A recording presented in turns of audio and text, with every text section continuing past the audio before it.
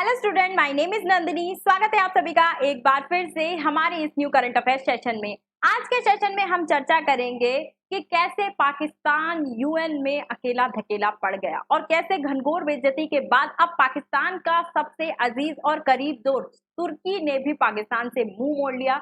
जहां पाकिस्तान ये उम्मीद कर रहा था कि उसके अलावा कोई और भी है जो जम्मू कश्मीर का मुद्दा यूएन में उठाएगा, लेकिन उस दोस्त ने पाकिस्तान को एंड मौके पे आकर धोखा दे दिया। ठीक है, तो ऐसा क्यों किया गया पाकिस्तान के सबसे अजीज दोस्त तुर्की के द्वारा, और एर्दोगन ने इस बार जम्मू कश्मीर पर कोई स्टेटमेंट क्यों नहीं दिया, उस पर भी आज के सेशन में हम चर्चा करेंगे।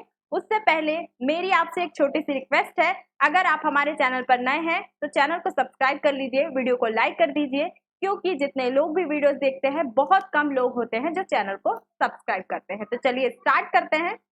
पाकिस्तान और पाकिस्तानी मीडिया में इस बात को लेकर खासी नाराजगी है, बहुत ज्यादा नाराजगी है कि तुर्की की प्रेसिडेंट एर्दोगन ने यूएन में जम्मू कश्मीर के मुद्दे को क्यों नहीं उठाया, क्यों कोई स्टेटमेंट उन्होंने भारत के खिलाफ नहीं दिया, जम्मू कश्मीर पर क्यों कोई स्टेटमेंट नहीं दिया, भारत को क्यों खरी खोटी नहीं सुनाई यूएन में। पाकिस्तान को जम्मू कश्मीर मुद्दे पर कुछ गिने चुने देश ही सपोर्ट करते हैं, जिसमें से चाइना, अजरबैजान और तुर्की का नाम आता है। 2019 में जब भारत ने जम्मू कश्मीर क्षेत्र से 370 धारा हटाई, उस टाइम पे भी एर्दोगन ने एक स्टेटमेंट दिया, तुर्की ने एक स्टेटमेंट दिया। 2019 में बोला, 2020 में एर्दोगन ने स्टेटमेंट दिया, फिर से तुर्की ने 2021 में बोला, 22 में बोला, 23 में बोला, 24 में क्यों नहीं बोला? क्या एर्दोगन जम्मू कश्मीर का जिक्र करना भूल गए?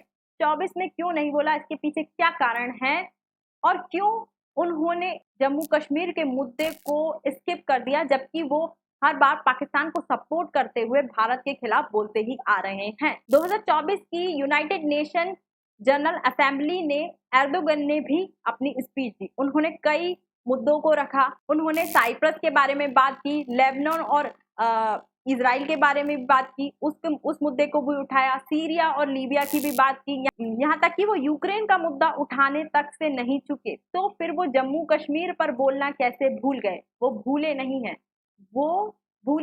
हैं, वो स्किप कर गए हैं, क्योंकि अब उन्हें समझ आ गया है कि वो अगर सऊदी अरब और यूएई के नक्शे कदम पर चलेंगे तो उनका फायदा हो सकता है। कैसे हो सकता है? जिस प्रकार से यूएई और जो सऊदी अरेबिया है वो पॉलिटिक्स और इस्लाम दोनों को अलग अलग रखते हैं, उनके भारत के साथ भी बहुत अच्छे संबंध हैं, जिस वजह से भारत और यूएई और सऊदी अरेबिया के बीच बहुत ज्यादा अच्छा ट्रेड है और इकोनॉमिकली बहुत अच्छा बेनिफिट मिलता है भारत के साथ ट्रेड करने से। बस इसी बात का फायदा एर्दोगन भी उठाना चाहते हैं। वो चाहते हैं कि भारत के साथ उसके संबंध सुधर जाएं, और अगर संबंध सुधरेंगे तो ट्रेड ऑटोमेटिकली बढ़ जाएगा।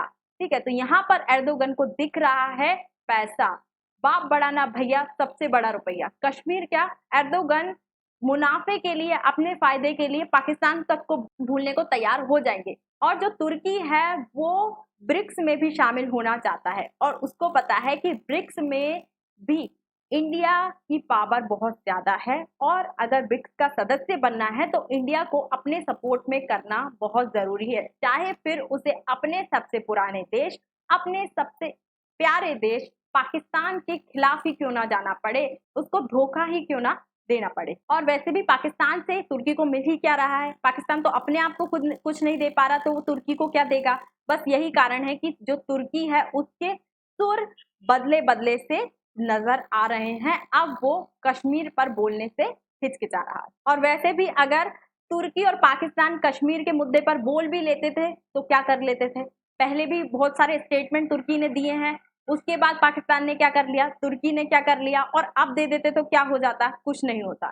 ठीक है, तो ये फालतू का जो शोर है जो पाकिस्तान मचाता है, उसको मचाने की कोई जरूरत है नहीं, क्योंकि उससे तो अपना खुद का देश नहीं संभल रहा है। तो अपना देश संभालो, कश्मीर को हमारे पास में रहने दो, और पीओके पर भी जल्द ही भारत का ही कंट्रोल होगा। तो तुर्की ने तो धोखा दे दिया, कश्मीर पर नहीं बोला, लेकिन यूएन में लगभग 193 देश आते हैं, यूएन के सदस्य हैं, उनमें से केवल अकेला पाकिस्तान था जिसने कश्मीर के मुद्दे को उठाया, और उस मुद्दे को उठाने पर उसकी बहुत ज्यादा घनघोर बेइज्जती हुई थी। कैसे हुई थी इस पर मैंने एक वीडियो भी बनाई है, अगर आपने वो वीडियो नहीं देखी है तो जरूर जाकर देखिए। लिंक आपको डिस्क्रिप्शन में मिल जाएगी। उसमें मैंने बताया था कि भारत ने कैसे पूरी तैयारी करके रखी थी पाकिस्तान को जवाब देने की, और भारत ने करारा जवाब पाकिस्तान को दिया भी था, क्योंकि भारत को पता था कि पाकिस्तान ऐसा हो नहीं सकता कि यूएन में जाए और जम्मू कश्मीर पर कुछ बोले ना, अपना दुखड़ा ना रोए, ऐसा हो नहीं सकता। इसलिए भारत ने भी पूरी तैयारी करके रखी थी। भारत की ओर से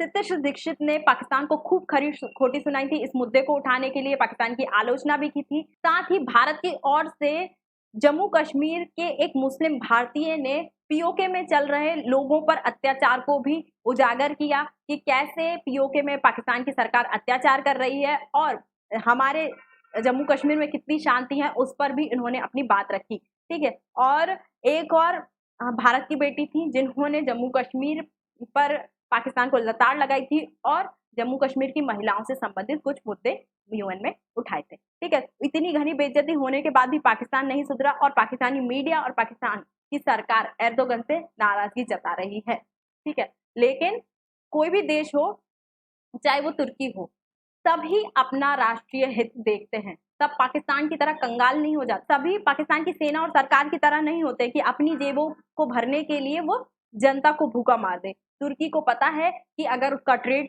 सुधरेगा या फिर भारत से उसके संबंध सुधरेंगे तो उसकी जनता को फायदा हो सकता है, उसके राष्ट्रीय हित पूरे हो सकते हैं और पाकिस्तान के साथ रहकर उसका कुछ भला नहीं होने वाला है। आपकी क्या राय है, हमें कमेंट में लिखकर जरूर बताइए। क्यों एर्दोगन ने कश्मीर के मुद्दे को नहीं उठाया? तो आज के सेशन में इतना ही। आई होप आपको ये वीडियो अच्छी लगी होगी। वीडियो अच्छी लगी है तो चैनल को सब्सक्राइब कर लो, वीडियो को लाइक कर दो और अधिक जानकारी के लिए टेलीग्राम ग्रुप या व्हाट्सएप ग्रुप से जुड़ जाओ। Thank you.